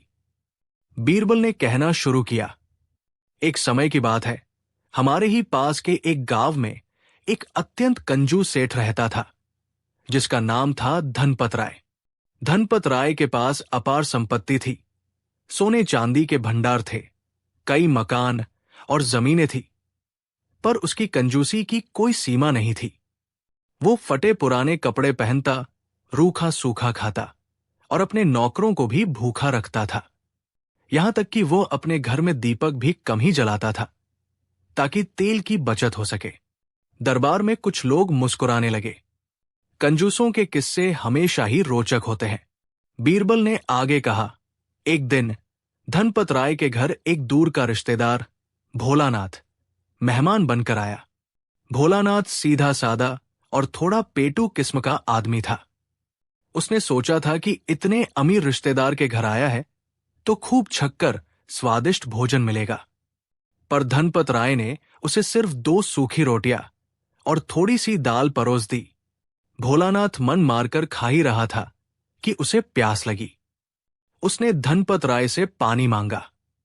धनपत राय ने एक छोटे से लोटे में थोड़ा सा पानी लाकर दिया। भोलानाथ ने एक ही घूंट में पानी खत्म कर दिया और फिर कहा, सेठ जी, पानी तो बहुत अच्छा है, पर थोड़ा और मिल जाता तो प्यास बुझ जाती। धनपत राय को यह सुनकर कष्ट हुआ। उसे लगा कि भोलानाथ पानी भी ज्यादा पी रहा है। उसने कहा, भोलानाथ, हमारे कुएं का पानी बहुत भारी है, ज्यादा पियोगे तो पेट खराब हो जाएगा। थोड़ा थोड़ा पीना ही स्वास्थ्य के लिए अच्छा है। भोलानाथ बेचारा क्या करता, चुप रह गया। अब दरबार में दबीदबी हंसी सुनाई देने लगी थी। बादशाह अकबर भी मुस्कुरा रहे थे। बीरबल ने कहानी जारी रखी। रात हुई। धनपत राय ने भोलानाथ को सोने के लिए एक पुरानी टूटी हुई चारपाई और एक पतला सा गद्दा दिया। ओढ़ने के लिए एक फटी हुई चादर दी, जिससे ठंड रुकने का सवाल ही नहीं था। भोलानाथ बेचारा जैसे तैसे रात गुजारने की कोशिश करने लगा। आधी रात के करीब भोलानाथ को जोरों की भूख लगी। दिन में तो कुछ खाया नहीं था और रात का भोजन भी नाम मात्र का था। उसका पेट गुड़गुड़ाने लगा। उसने सोचा, सेठ जी तो सो रहे होंगे, क्यों न चुपके से रसोई में जाकर कुछ खाने को ढूंढ लूं। भोलानाथ दबे पांव रसोई की ओर बढ़ा। रसोई में घोर अंधेरा था। उसने टटोलते हुए कुछ बर्तन खटखटाए। अचानक एक बर्तन जमीन पर गिर गया और जोर की आवाज हुई। धनपत राय, जो जरा सी आहट पर भी जाग जाता था, तुरंत हड़बड़ाकर उठ बैठा। कौन है? कौन है रसोई में? चिल्लाता हुआ वो हाथ में एक डंडा लेकर रसोई की ओर दौड़ा। भोलानाथ डर गया। उसने जल्दी से पास में रखे एक बड़े से मिट्टी के मटके में छिपने की कोशिश की। मटका इतना बड़ा था कि भोलानाथ उसमें आसानी से समा गया, पर उसका सिर थोड़ा बाहर झांक रहा था। धनपत राय डंडा फटकारता हुआ रसोई में पहुंचा। उसने आवाज लगाई, कौन है रे चोर? आज तुझे नहीं छोड़ूंगा। उसे अंधेरे में मटके से झांकता हुआ भोलानाथ का सिर दिखाई दिया, पर कंजूसी के मारे उसने दीपक तो जलाया नहीं था, इसलिए उसे ठीक से समझ नहीं आया कि वो क्या है। उसे लगा कि मटके में कोई जानवर या भूत प्रेत घुस आया है। वो मटके के पास जाकर डंडे से उसे ठोकते हुए बोला, निकल बाहर, दुष्ट, वरना मैं ये मटका फोड़ दूंगा। भोलानाथ अंदर और डर गया। उसने सोचा, अगर मटका फूट गया तो सेठ मुझे पहचान लेगा और फिर मेरी खैर नहीं। तभी भोलानाथ को एक तरकीब सूझी। उसने मटके के अंदर से ही अपनी आवाज बदलकर एक भारी और डरावनी आवाज में कहा, खबरदार कंजूस सेठ, अगर तूने इस मटके को हाथ भी लगाया तो मैं तुझे कच्चा चबा जाऊंगा। मैं इस मटके का जिन्न हूं। यह सुनकर दरबार में जोर का ठहाका लगा। बादशाह अकबर भी अपनी हंसी नहीं रोक पा रहे थे। बीरबल ने मुस्कुराते हुए आगे कहा। धनपत राय जिन्न का नाम सुनकर बुरी तरह डर गया। उसके हाथ से डंडा छूट गया। वो कांपते हुए बोला, जी जिन्न महाराज, मुझे क्षमा कर दीजिए। मुझे नहीं पता था कि आप इस मटके में विराजमान हैं। मुझसे भूल हो गई। भोलानाथ ने जिन्न की आवाज में कहा, ठीक है, इस बार तुझे माफ करता हूं, पर याद रख, अगर तूने कभी भी अपने मेहमानों को भूखा रखा या उनके साथ कंजूसी की तो मैं तुझे नहीं छोड़ूंगा। अब जा और मेरे लिए बढ़िया पकवान और मिठाइयां लेकर आ। मुझे जोरों की भूख लगी है। धनपत राय बेचारा क्या करता।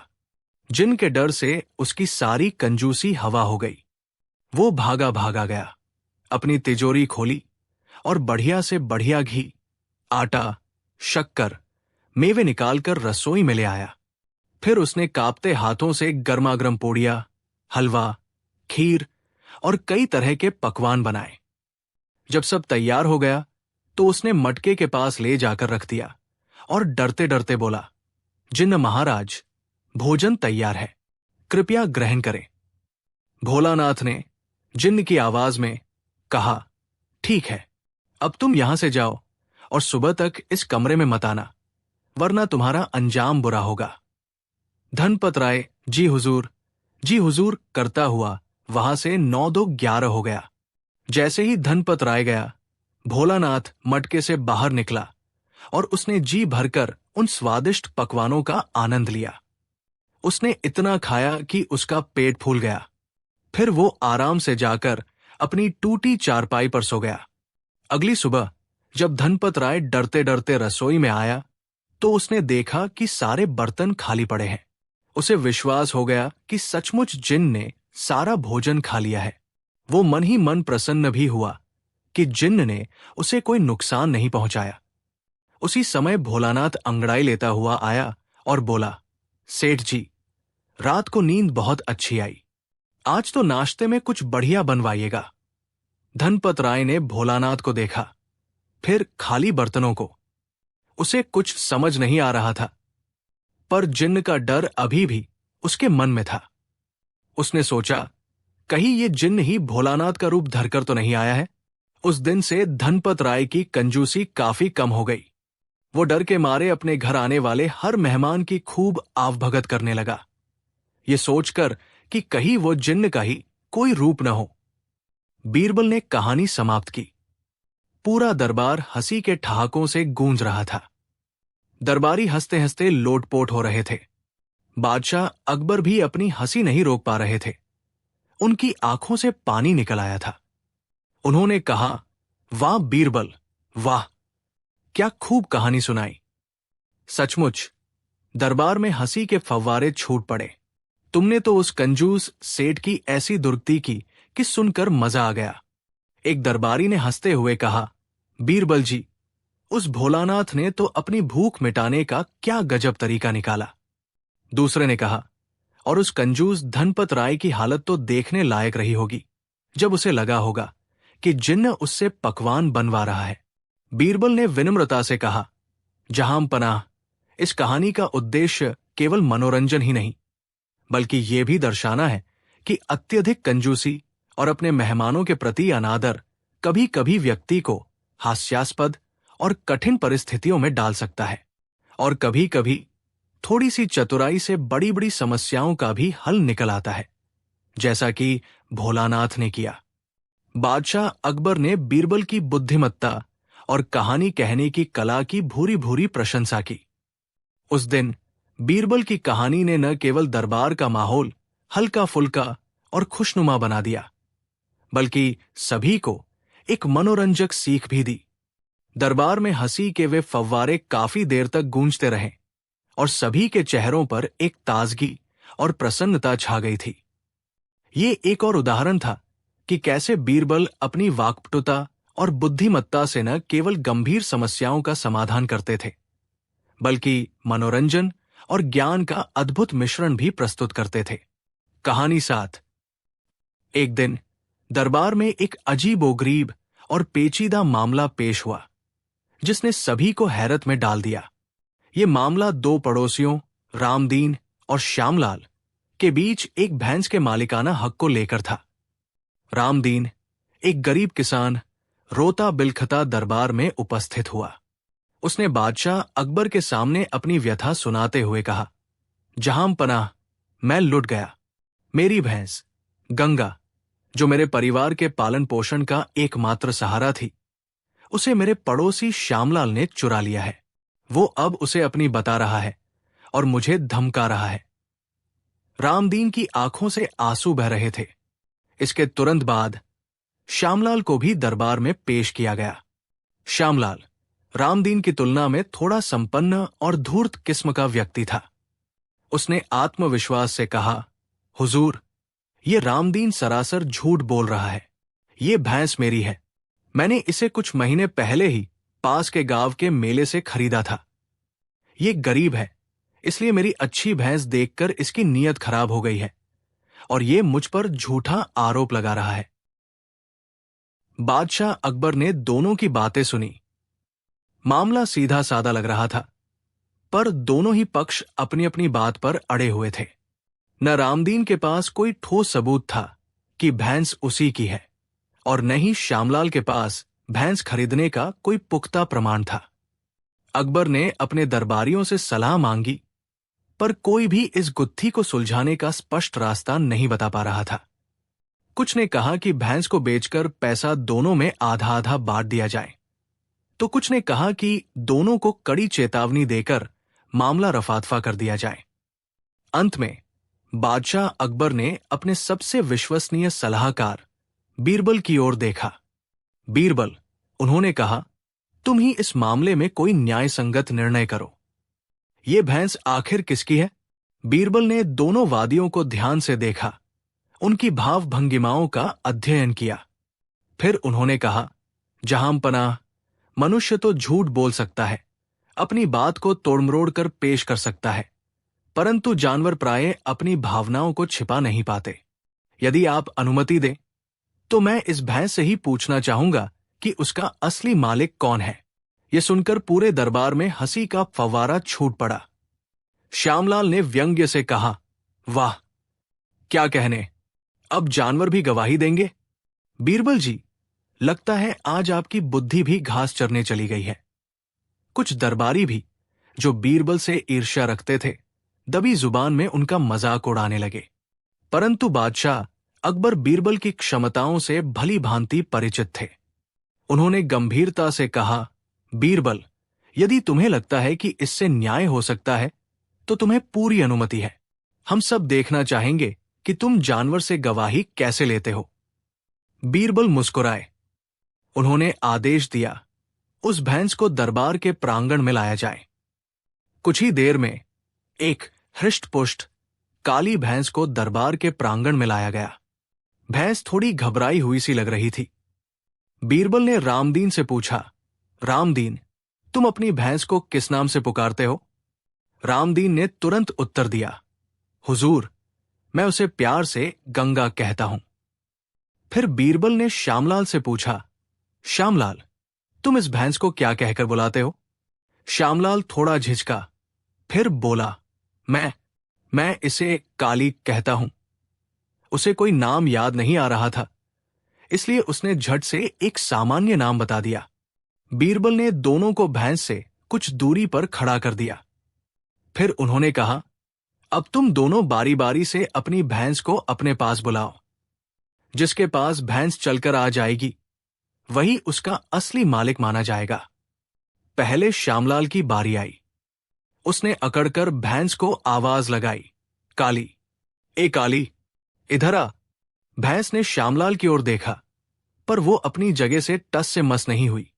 श्यामलाल ने फिर जोर से पुकारा, लालच देने की कोशिश की, पर भैंस चुपचाप खड़ी रही, मानो उसे पहचान ही न रही हो। श्यामलाल का चेहरा पसीने से तर होने लगा। अब रामदीन की बारी थी। उसकी आंखों में उम्मीद की एक किरण थी। उसने कांपते हुए स्वर में प्यार से पुकारा, गंगा, मेरी गंगा, आजा बेटी। जैसे ही रामदीन की आवाज भैंस के कानों में पड़ी, भैंस ने अपने कान खड़े किए। उसने रामदीन की ओर देखा और धीरे धीरे उसकी ओर कदम बढ़ाने लगी। कुछ ही क्षणों में वो रामदीन के पास पहुंचकर उसके शरीर से अपना सिर रगड़ने लगी, जैसे कोई बच्चा अपनी मां से लिपट रहा हो। रामदीन ने भी उसे प्यार से थपथपाया। उसकी आंखों से खुशी के आंसू छलक पड़े। ये दृश्य देखकर पूरे दरबार में सन्नाटा छा गया। श्यामलाल का चेहरा शर्मिंदगी और डर से पीला पड़ गया था। जिन दरबारियों ने बीरबल का मजाक उड़ाया था, वे भी अब उनकी बुद्धिमत्ता के कायल हो गए थे। बीरबल मुस्कुराए और बादशाह अकबर की ओर मुड़कर बोले, जहां पनाह, जानवर की गवाही मिल चुकी है। ये भैंस निसंदेह रामदीन की गंगा है। बादशाह अकबर अत्यंत प्रसन्न हुए। उन्होंने कहा, बीरबल, तुम्हारी बुद्धिमत्ता का कोई सानी नहीं। तुमने आज एक बार फिर ये साबित कर दिया कि न्याय करने के लिए केवल नियमों और कानूनों का ज्ञान ही नहीं, बल्कि गहरी समझ और अवलोकन शक्ति भी आवश्यक है। श्यामलाल अब गिड़गिड़ाने लगा, मुझे माफ कर दो हुजूर, मुझसे गलती हो गई, मैं लालच में अंधा हो गया था। बीरबल ने कहा, श्यामलाल, तुमने न केवल चोरी की, बल्कि दरबार में झूठ भी बोला और एक गरीब किसान को परेशान किया। तुम्हें इसका दंड तो अवश्य मिलेगा। बादशाह अकबर ने आदेश दिया कि भैंस तुरंत रामदीन को सौंपी जाए। श्यामलाल को चोरी और दरबार में झूठ बोलने के अपराध में कारावास की सजा सुनाई गई और उस पर भारी जुर्माना भी लगाया गया, जिसका एक हिस्सा रामदीन को उसकी परेशानी के हर जाने के तौर पर दिया गया। रामदीन ने बीरबल और बादशाह अकबर का लाखों बार शुक्रिया अदा किया। वो अपनी गंगा को लेकर खुशी खुशी अपने गांव लौट गया। लेकिन कहानी यही खत्म नहीं हुई। कुछ दरबारी, जो अभी भी बीरबल की इस जानवर की गवाही वाली बात से पूरी तरह सहमत नहीं थे, दबी जुबान में कहने लगे कि ये तो महज एक संयोग भी हो सकता है। शायद भैंस यूं ही रामदीन के पास चली गई हो। बीरबल ने उनकी ये फुसफुसाहट सुन ली। उन्होंने सोचा कि इस संदेह को भी दूर करना आवश्यक है, ताकि भविष्य में कोई ये न कहे कि न्याय भाग्य के भरोसे किया गया था। अगले दिन बीरबल ने उन शंकालु दरबारियों को अपने पास बुलाया। उन्होंने कहा, कल के निर्णय को लेकर कुछ लोगों के मन में अभी भी संदेह है। मैं चाहता हूं कि यह संदेह पूरी तरह समाप्त हो जाए। उन्होंने आदेश दिया कि उसी भैंस को फिर से दरबार के प्रांगण में लाया जाए। साथ ही उन्होंने रामदीन और श्यामलाल को भी बुलवाया। इसके अतिरिक्त उन्होंने बाजार से कुछ कुशल पशु चिकित्सकों और जानवरों के व्यवहार के जानकारों को भी आमंत्रित किया। जब सब उपस्थित हो गए तो बीरबल ने कहा, कल हमने देखा कि भैंस रामदीन के बुलाने पर उसके पास गई। कुछ लोगों को लगता है कि ये एक संयोग था। आज हम इस बात की और गहराई से जांच करेंगे। बीरबल ने रामदीन से कहा, रामदीन, तुम अपनी भैंस के साथ वैसा ही व्यवहार करो जैसा तुम रोजाना करते हो। उसे चारा खिलाओ, पानी पिलाओ, उससे बातें करो। रामदीन ने वैसा ही किया। वो भैंस के पास गया, उसे प्यार से सहलाया, उसे गंगा कहकर पुकारा और उसे थोड़ा चारा दिया। भैंस ने आराम से चारा खाया और रामदीन के प्रति स्नेह दर्शाया। फिर बीरबल ने श्यामलाल से कहा, श्यामलाल, अब तुम भी इस भैंस के साथ वैसा ही व्यवहार करने का प्रयास करो। श्यामलाल झिझकते हुए भैंस के पास गया। उसने उसे चारा देने की कोशिश की, पर भैंस ने मुंह फेर लिया। उसने उसे काली कहकर पुकारा, पर भैंस ने कोई प्रतिक्रिया नहीं दी। जब श्यामलाल ने उसे जबरदस्ती छूने की कोशिश की, तो भैंस थोड़ी बेचैन हो गई और पीछे हटने लगी। इसके बाद बीरबल ने पशु चिकित्सकों और जानकारों से उनकी राय पूछी। एक अनुभवी पशु चिकित्सक ने कहा, हुजूर, जानवर, विशेषकर पालतू जानवर, अपने मालिक की आवाज, उसकी गंध और उसके स्पर्श को अच्छी तरह पहचानते हैं। उनके साथ लंबे समय तक रहने वाले व्यक्ति के प्रति उनका एक विशेष लगाव विकसित हो जाता है। इस भैंस का व्यवहार स्पष्ट रूप से दर्शा रहा है कि ये रामदीन को अपने मालिक के रूप में पहचानती है और उसके साथ सहज महसूस करती है, जबकि श्यामलाल के प्रति ये अपरिचित और असहज है।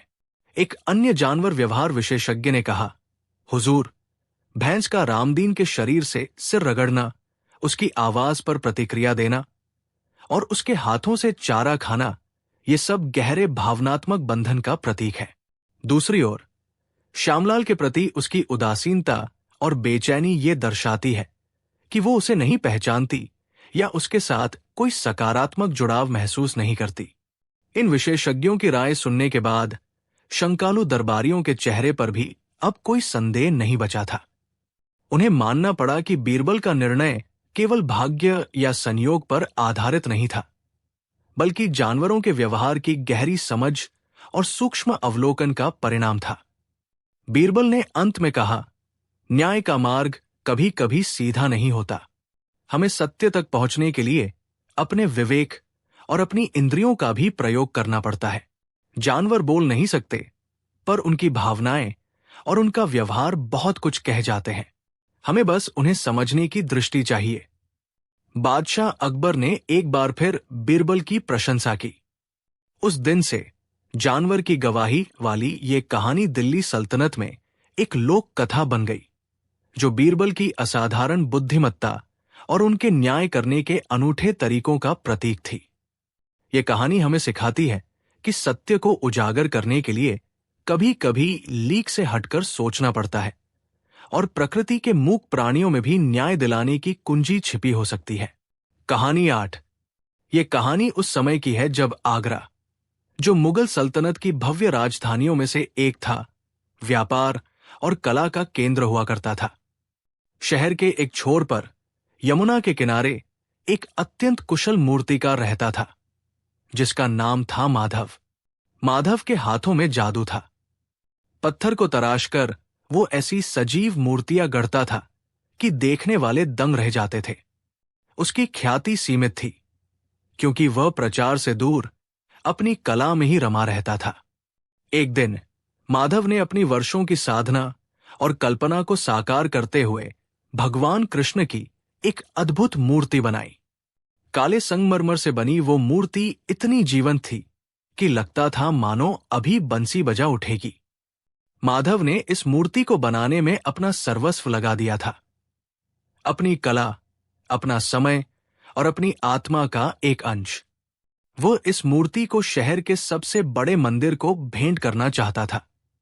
किंतु मूर्ति के अनावरण से कुछ दिन पहले ही वो रहस्यमयी ढंग से माधव की कार्यशाला से चोरी हो गई।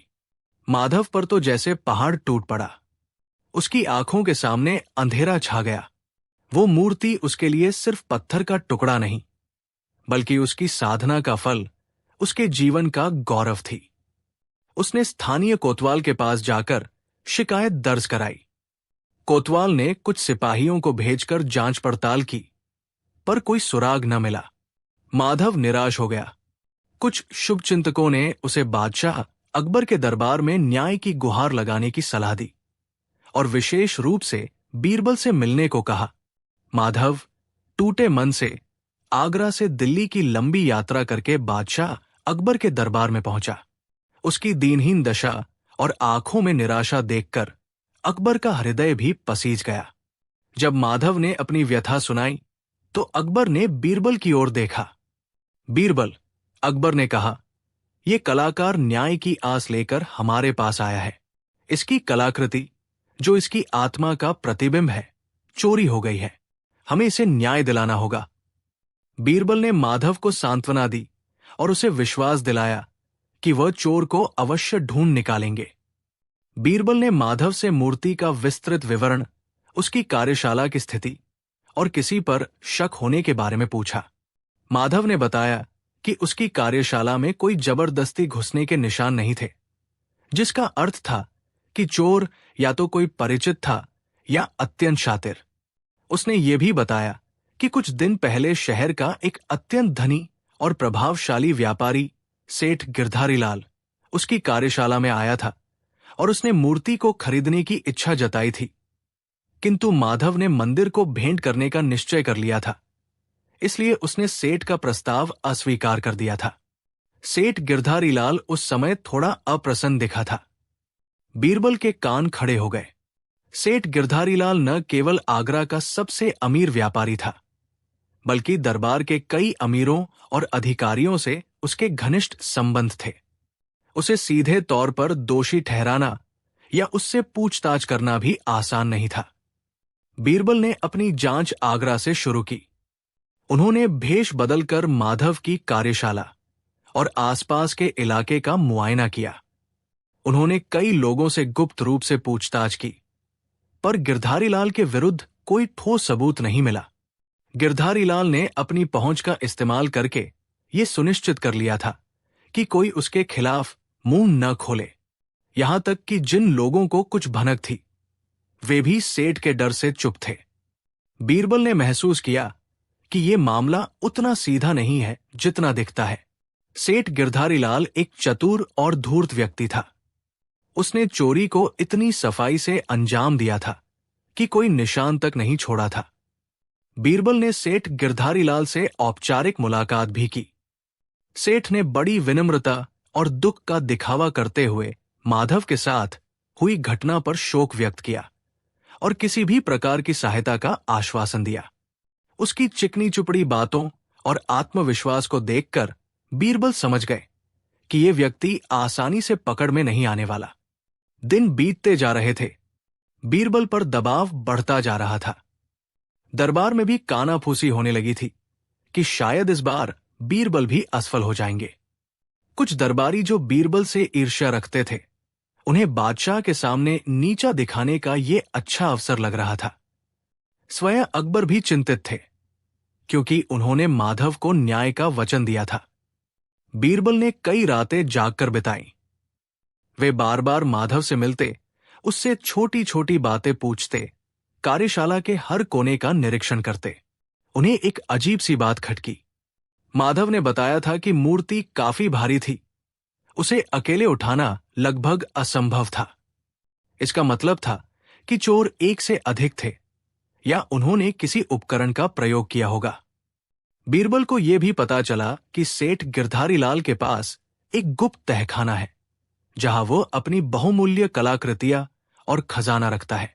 लेकिन उस तहखाने तक पहुंचना या उसकी तलाशी लेना बिना ठोस सबूत के संभव नहीं था, और ऐसा करने का प्रयास सेठ को और सतर्क कर देता।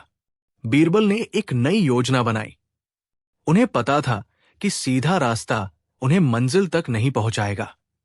उन्हें सेठ गिरधारी लाल को मनोवैज्ञानिक रूप से घेरना होगा। अगले दिन बीरबल ने पूरे आगरा शहर में यह ढिंढोरा पिटवा दिया कि बादशाह अकबर के आदेश पर एक महान सिद्ध महात्मा शहर में पधार रहे हैं, जिनके पास दिव्य दृष्टि है। वे किसी भी चोरी हुई वस्तु का पता लगा सकते हैं और चोर को तुरंत पहचान सकते हैं।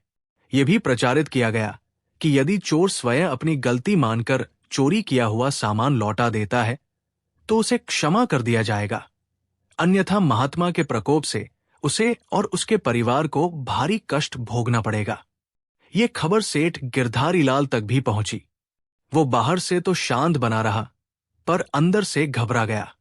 उसे अपनी प्रतिष्ठा और अपने परिवार की चिंता सताने लगी। उसने सोचा, यदि सच में कोई ऐसा महात्मा आ गया और उसने सबके सामने उसका नाम ले लिया तो उसकी सारी इज्जत मिट्टी में मिल जाएगी। बीरबल ने एक और चाल चली। उन्होंने अपने कुछ गुप्तचरों को साधुओं के वेश में शहर में फैला दिया, जो सेठ गिरधारी लाल की गतिविधियों पर नजर रख रहे थे। उन्होंने ये अफवाह भी फैलाई कि महात्मा विशेष रूप से कृष्ण भक्तों के प्रति कठोर हैं, जो भगवान की मूर्तियों का अनादर करते हैं। कुछ दिनों बाद बीरबल ने घोषणा की कि महात्मा शहर के मुख्य चौराहे पर एक विशेष यज्ञ करेंगे, जिसमें सभी प्रमुख नागरिकों को उपस्थित होना होगा। यज्ञ के दौरान महात्मा उस दिशा की ओर संकेत करेंगे जहां चोरी की हुई मूर्ति छिपाई गई है। अब सेठ गिरधारी लाल की रातों की नींद उड़ गई। उसे डर था कि यदि महात्मा ने उसके घर की ओर संकेत कर दिया तो वो कहीं का नहीं रहेगा। उसे ये भी भय था कि यदि मूर्ति उसके घर से बरामद हुई तो उसे कठोर दंड मिलेगा। उसके मन में एक द्वंद्व चलने लगा, मूर्ति को रखे या उससे छुटकारा पाले। यज्ञ से एक रात पहले सेठ गिरधारी लाल ने एक निर्णय लिया। उसने सोचा कि मूर्ति को चुपके से कहीं फेंक देना ही उचित होगा, ताकि वो उसके पास से बरामद न हो सके। उसने अपने दो सबसे विश्वासपात्र नौकरों को बुलाया और उन्हें आधी रात के बाद मूर्ति को यमुना नदी में विसर्जित करने का आदेश दिया। उसने उन्हें पूरी सावधानी बरतने और किसी को कानों कान खबर न होने देने की सख्त हिदायत दी। बीरबल इसी पल का इंतजार कर रहे थे। उनके गुप्तचर साधु वेश में सेठ के घर के आसपास मंडरा रहे थे। जैसे ही आधी रात को सेठ के नौकर भारी मूर्ति को कपड़े में लपेटकर बाहर निकले, गुप्तचरों ने उन्हें देख लिया। वे चुपचाप उनका पीछा करने लगे। जब नौकर यमुना किनारे पहुंचे और मूर्ति को नदी में फेंकने ही वाले थे, बीरबल अपने सिपाहियों के साथ वहां प्रकट हो गए। नौकरों को रंगे हाथों पकड़ लिया गया। मूर्ति को भी सुरक्षित बचा लिया गया। अगले दिन बादशाह अकबर का दरबार लगा। सेठ गिरधारी लाल भी वहां उपस्थित था, ये दिखाने के लिए कि उसे किसी बात का डर नहीं है। बीरबल ने पूरी घटना का विवरण दिया और सेठ के नौकरों को सबूत के तौर पर पेश किया।